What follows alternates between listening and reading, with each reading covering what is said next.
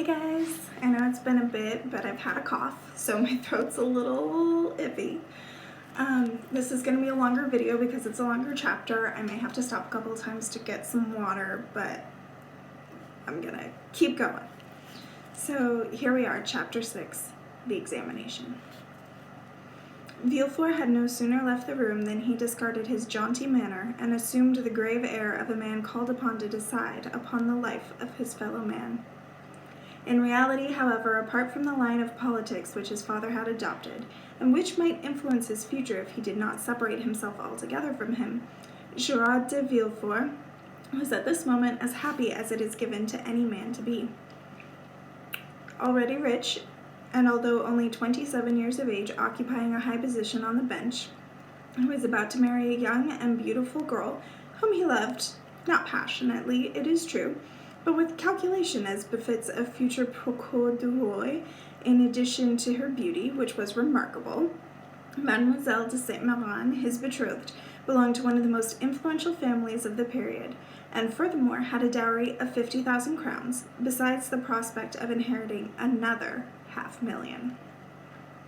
At the door he met the commissary of police who was waiting for him.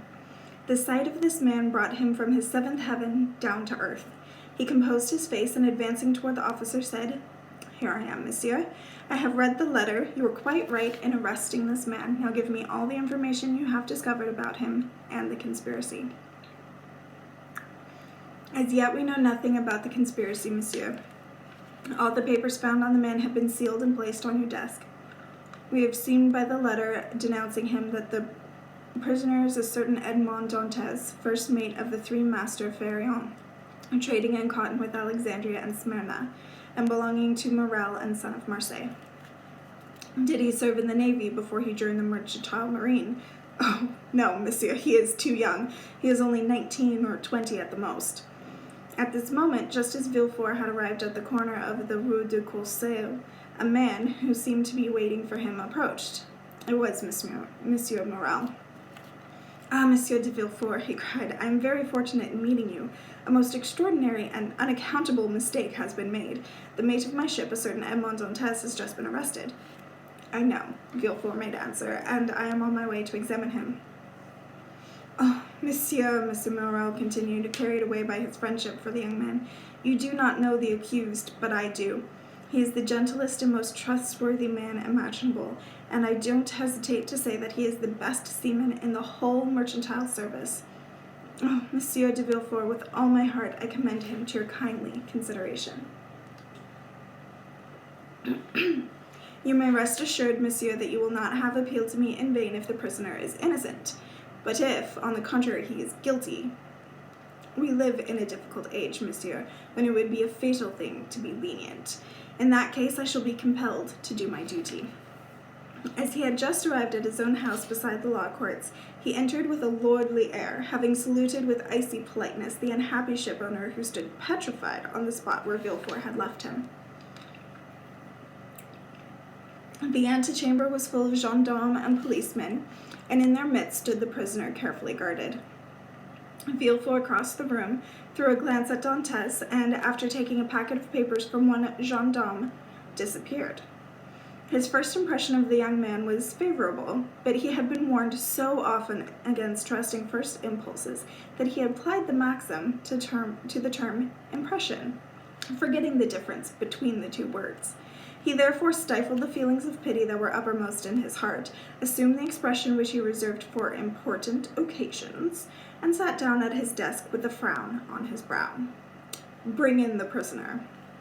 An instant later, Dantes was before him. Saluting his judge with an easy politeness, he looked round for a seat as if he were in Monsieur Morel's drawing-room. "Who are you, and what is your name?" asked Villefort as he fingered the papers which he received from the police officer on his entry. "My name is Edmond Dantes," replied the young man calmly. "I am mate of the Pharaon owned by Messrs. Morel and Son." "Your age?" continued Villefort. 19. "What were you doing when you were arrested?" "I was at my betrothal breakfast, monsieur," the young man said, and his voice trembled slightly as he thought of the contrast between those happy moments and the painful ordeal he was now undergoing. "You were at your betrothal feast," the deputy said, shuddering in spite of himself. Yes, monsieur, I am about to marry a woman I have loved for 3 years. Villefort, impassive though he usually was struck with this coincidence and the passionate voice of Dantès, who had been seized in the midst of his happiness, which touched a sympathetic chord in his own heart. He was also about to be married.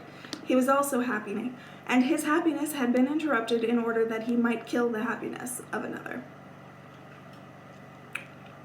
Now, I want all the information in your possession, he said.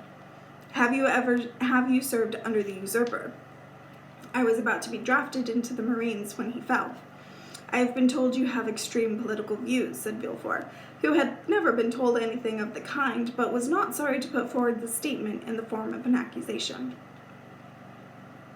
Extreme political views, monsieur. Alas, I am almost ashamed to say it, but I have never had what one calls a view.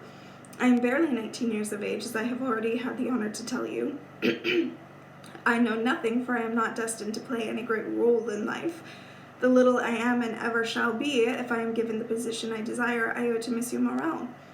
My opinions, I do not say political, but private, are limited to these 3 sentiments. I love my father. I respect Monsieur Morel, and I adore Mercedes. That, monsieur, is all I have to tell you. You see for yourself that it is not very interesting.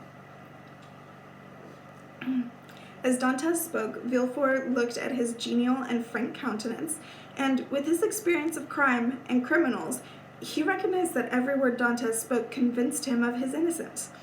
In spite of Villefort's severity, Edmond had not once expressed in his looks, his words, or his gestures anything but kindness and respect for his interrogator. This is indeed a charming young man, Villefort said to himself, but aloud he said, Have you any enemies? Enemies, monsieur?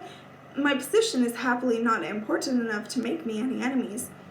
As regards my character, I am perhaps too hasty, but I always try to curb my temper in my dealings with my subordinates. I have 10 or 12 sailors under me. If you ask them, monsieur, you will find that they love and respect me, not as a father, for I am too young, but as an elder brother.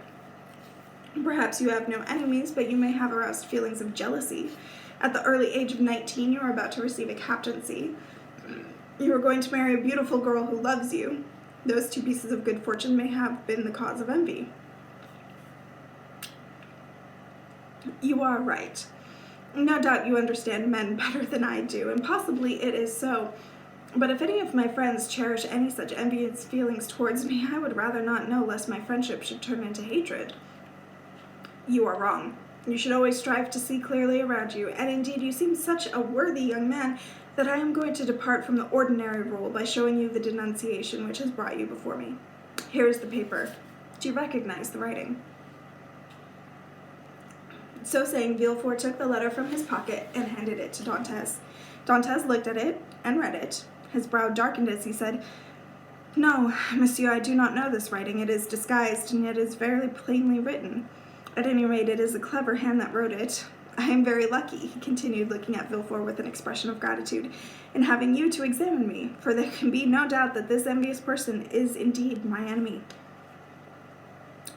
And the light that shone in the young man's eyes as he said this revealed to Villefort how much energy and deep feeling lay concealed beneath his apparent gentleness. Very well, then, said the deputy. Answer me quite frankly, not as a prisoner before his judge, but as a man in a false position to another man who has his interest at heart. What truth is there in this anonymous accusation? It is partly true and partly false, monsieur. Here is the plain truth. I swear it by honor as a sailor, by love for Mercedes, and by my father's life. When we left Naples, Captain Leclerc fell ill of brain fever. As we had no doctor on board, and as he would not put in at any port since he was very anxious to reach Elba, he became so very ill that toward the end of the 3rd day, feeling that he was dying, he called me to him. My dear Dantès, he said, swear to me on your honor that you will do what I bid you, for it is a matter of the utmost importance. I swear it, Captain, I said. After my death, the command of the ship devolves upon you as mate. Take command, head for the Isle of Elba. Go ashore at Porto Ferraro, ask for the Marechal, and give him this letter. You may be given another letter and be entrusted with a mission. That mission was to have been mine, Dantès, but you will carry it out in my stead and get all the glory of it. I shall carry out your instructions, Captain, but perhaps I shall not be admitted into the Marechal's presence as easily as you think. Here is a ring which will give you admittance and remove all difficulties. He then gave me a ring. I was only just in time. 2 hours later he was delirious, and the next day he died. What did you do then? What I was bound to do, what everyone would have done in my place. In any circumstances, the requests of a dying man are sacred, but with a sailor, a superior's request is an order that has to be carried out. So I headed for Elba, where I arrived the next day. I gave orders for everybody to remain on board while I went ashore alone. The ring gained admittance for me to the Marechal's presence. He asked me about poor Captain Leclerc's death and gave me a letter which he charged me to deliver in person at an address in Paris. I gave him my promise in accordance with the last request of my captain. I landed here, rapidly settled all the ship's business, and hastened to my betrothed, whom I found more beautiful and loving than ever. Finally, Monsieur, I was partaking of my betrothal breakfast, was to have been married in an hour, and was counting on going to Paris tomorrow, when, owing to this denunciation, which you seem to treat as lightly as I do, I was arrested. I believe you have told me the truth, was Villefort's answer. And if you have been guilty, it is through imprudence, and imprudence justified by your captain's orders. Hand me the letter that was given you at Elba. Give me your word of honor that you will appear directly if you are summoned to do so, and you may rejoin your friends. I am free, Monsieur, Dantes cried out, overcome with joy. Certainly, but first give me the letter. It must be in front of you, Monsieur. It was taken along with my other papers, and I recognize some of them in that bundle. Wait a moment, the deputy said, as Dantes was taking his hat and gloves. To whom was it addressed? To Monsieur Nozier, Rue Coron, Paris. These words fell on Villefort's ears with the rapidity and unexpectedness of a thunderbolt. He sank into his chair from which he had risen to reach the packet of letters, drew the fatal letter from the bundle, and glanced over it with a look of inexpressible terror. Monsieur Nozier, Rue Coron, number 13, he murmured, growing paler and paler. Have you shown this letter to anyone? To no one, Monsieur, on my honor. Villefort's brow darkened more and more. When he had finished reading the letter, his head fell into his hands, and he remained thus for a moment, quite overcome. After a while, he composed himself and said, You say you do not know the contents of this letter. On my honor, Monsieur, I am complete ignorance of its contents. Dantes waited for the next question, but no question came. Villefort again sank into his chair, passed his hand over his brow, dripping with perspiration, and read the letter for the third time. Oh, if he should know the contents of this letter, he murmured, and if he ever gets to know that Nozier is the father of Villefort, I am lost. Lost forever. Villefort made a violent effort to pull himself together and said in as steady voice as possible, I cannot set you at liberty at once, as I had hoped. I must first consult the juge d'instruction. You see how I have tried to help you, but I must detain you a prisoner for some time longer. I will make that time as short as possible. The principal charge against you has to do with this letter, and you see, Villefort went to the fire, threw the letter into the flames, and remained watching until it was reduced to ashes. You see, he continued, I have destroyed it.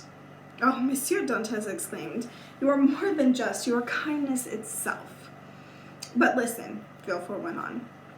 After what I have done, you feel you can have confidence in me, don't you? I only wish to advise you. I shall keep you here until this evening. Possibly someone else will come to examine you. In that event, repeat all that you have told me, but say not a word about this letter. I promise, Monsieur. You understand, he continued. The letter is destroyed, and you and I alone know of its existence. Should you be questioned about it, firmly deny all knowledge of it, and you are saved. Villefort rang, and the commissary entered. The deputy whispered a few words into his ear, and the officer nodded and answered. Follow the commissary, Villefort said to Dantes. Dantes bowed, cast a look of gratitude at Villefort, and did as he was bid. The door was hardly closed when Villefort's strength failed him, and he sank half fainting into his chair. After a few moments he muttered to himself, Alas! Alas, if the Procureur du Roi had been here, if the Judge d'Instruction had been called instead of me, I should have been lost. This little bit of paper would have spelt my ruin. Oh, Father, Father, will you always stand in the way of my happiness in this world? And must I eternally fight against your past? Suddenly, an unexpected light appeared to flash across his mind, illuminating his whole face. A smile played around his drawn mouth, and his haggard eyes became fixed as though arrested by a thought. The very thing, he said. Yes, this letter which was to have spelt my ruin will probably make my fortune. Quick to work, Villefort. And after having assured himself that the prisoner had left the antechamber, the deputy hastened to the house of his betrothed. All right, chapter 6. Voice was a little shaky, but we got through it, and I'll see you guys next time.